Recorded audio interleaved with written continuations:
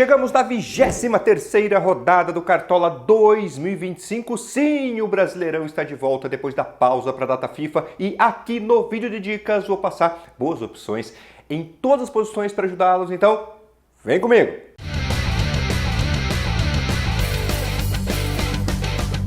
Fala, cartoleiros! Tudo certo com vocês? Sejam bem-vindos a mais um vídeo aqui no canal. Sejam bem-vindos à casa de vocês, Casa dos Cartoleiros. Eu sou o professor Adriano, especialista em Cartola e Fantasy Games. E esse é o nosso vídeo de dicas da 23ª rodada do Cartola 2025. Muito bom estar de volta, né? O campeonato ficou um tempinho parado por causa da data FIFA. Na rodada anterior também, a essa pausa eu não pude gravar o vídeo porque estava em viagem. Casão esteve aqui com vocês, ajudou bastante, então já tava com saudade, né, pessoal? Então, ó, conto com o like de vocês, hein? Clica no joinha, rápido, de graça, dá uma baita força pro canal e se inscreva caso você ainda não é um inscrito no canal. Já estamos aí no meio do segundo turno, então se inscreve, não perde tempo. Lá, pessoal, relembrando rapidamente a rodada 22, média dos cartoleiros ficou em 52,33 pontos e aqui a gente sempre faz a prestação de contas, né? Então aqui o nosso time principal lá na rodada 22 fechou com 71,76 pontos. Mas vamos olhar o que a gente tem pela frente, porque a gente quer matar a saudade do Cartola, escalar logo o time. Então, jogos da rodada 23, já entrando aí na tela para vocês, teremos Grêmio e Mirassol, Fortaleza e Vitória, Palmeiras e Internacional, Bragantino Sport, Fluminense e Corinthians. Inverti aí, mas é Fluminense, Corinthians, depois Bragantino e Sport. Virando a página, Atlético Mineiro e Santos, Juventude e Flamengo, jogo pra gente ficar de olho, São Paulo e Botafogo, Vasco e Ceará e Bahia e Cruzeiro será o jogo que encerra a rodada. Então vamos lá, cartoleiros, dicas posição por posição, começando pelo gol, ele está aqui, Everson do Atlético Mineiro. Bem, temos agora o Galo sob o comando de Jorge Sampaoli. Se está por fora, o Sampaoli voltou. É o técnico do Galo. Motivação, então, renovada. Atlético Mineiro jogando em casa e o time mineiro conquistou o SG em metade dos 8 jogos que fez em casa até agora no Brasileirão. Por outro lado, Santos fez 11 jogos fora de casa e em 5 deles não marcou gols. Aliás, nas últimas 3 rodadas do Brasileirão, aí somando jogo fora, jogo em casa, o Santos não fez gol, então vem numa seca ofensiva. No Santos a gente tem, né? Tem Neymar, não precisa nem falar, né? Guilherme, Tiquinho, jogadores que também podem gerar algumas defesas para o Everson. Então, está aqui em destaque para vocês o goleiro do Atlético Mineiro. Outros nomes aí para a posição: Rossi do Flamengo, o Everton do Palmeiras, Rafael do São Paulo, Cleiton do Bragantino e o Fábio do Fluminense. Sempre lembrando, selinho verde aqui ao lado do nome é que o jogador vai atuar em casa na próxima rodada, o selo vermelho é que ele vai atuar fora de casa. Passando agora para os zagueiros, ele está aqui, Ferrarese. Dá para dizer que é um nome unânime, né? Para a próxima rodada, até porque o Ferrarese está fazendo história nessa temporada. A gente nunca viu um zagueiro numa sequência tão grande de desarmes assim, né? Tá desarmando, você piscou, Ferrarese desarmou. Olha os últimos 4 jogos do Ferrarese em casa. Vou pegar minha colinha aqui, ó. 14,2 pontos contra o Corinthians com 6 desarmes, 14,9 contra o Fluminense com 7 desarmes, 17,4 pontos contra o Vitória, desarmou 4 vezes e o último jogo dele em casa, 18, foi aquela rodada dos 200 pontos, né? Ele fez 18,4 pontos com 8 desarmes. O Ferrarese, ele normalizou, fazer 3 desarmes virou pouco para o Ferrarese. Ele está fazendo 6, 7, 8, então não tem como não escalar Ferrarese do São Paulo. Outras opções aí para a zaga: Gustavo Gomes do Palmeiras, o Léo Pereira do Flamengo, Liango do Atlético Mineiro, vamos ver se ele joga mesmo. No momento que eu gravei, ele está como dúvida, né? Vamos avaliar. Pedro Henrique do Bragantino e o Freitas do Fluminense.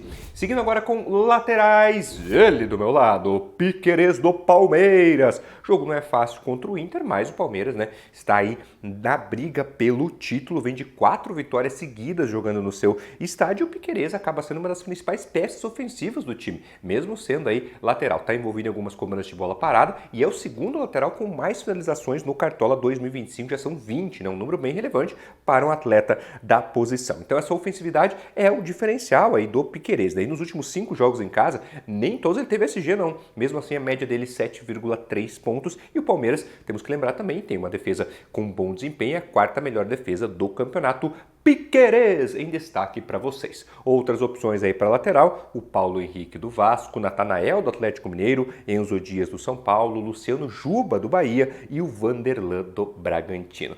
Pessoal, estão gostando do vídeo? Já foram todas as opções defensivas aí para vocês, ó. Gostou? Deixa o like aí, não esquece, se não fez isso até agora, e também me segue lá no Instagram, Professor Adriano CDC, outro canal aí que eu tô junto com vocês, então me segue lá no Instagram, Professor Adriano CDC.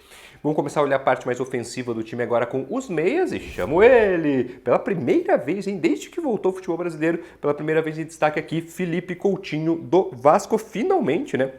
Está aparecendo como uma boa opção aí para os cartoleiros, começou a ter pontuações mais relevantes, você pega as últimas 4 rodadas, o Felipe Coutinho só baixou de 5 pontos uma vez, e em 2 dessas 4 rodadas ele passa de 10 pontos. O próximo jogo, né, Vasco atuando como mandante, contra o Ceará que vem numa fase mais instável, perdeu para o Juventude, por exemplo, em casa aí no último compromisso que teve pelo Brasileirão, Coutinho tem as bolas paradas, deve ser um jogo em que terá tem potencial, né, para ter uma participação ofensiva bem interessante, então Felipe Coutinho destacado aqui. Outros meias que eu considero legais aí para a rodada, né? O Arrascaeta do Flamengo, não preciso nem falar, né? Felipe Anderson e Maurício do Palmeiras, os dois, né? John ao quadrado, John do Bragantino, além do Scarpinha do Atlético Mineiro. E agora chegou a vez deles. Atacantes, a posição mais importante do Cartola, de onde a gente espera as grandes mitadas, e aqui não vai ter surpresa não. É ele em destaque, Pedro do Flamengo, porque, pessoal, é difícil ignorar o ataque mais poderoso do Brasileirão, né? O melhor ataque do campeonato,